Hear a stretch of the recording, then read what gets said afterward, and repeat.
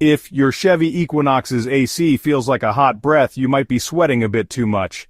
Alright, let's dive into why your Chevy Equinox's air conditioner might not be working. First up, low refrigerant. Think of refrigerant as the lifeblood of your AC system. If it's low, the entire system can't function properly.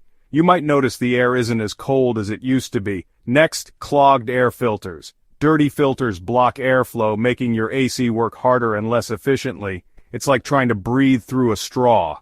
Another common issue? Faulty compressors. The compressor is the heart of your AC. If it's not working, you'll get nothing but warm air. And don't forget about electrical problems. Blown fuses or faulty wiring can stop your AC in its tracks. It's worth checking these if your system suddenly quits on you. Lastly, check those cooling fans. If they're not running, your condenser can't cool down the refrigerant. Result? Warm air blowing in your face. So, if your Equinox's AC is acting up, it could be one of these common issues. Stay cool out there, folks.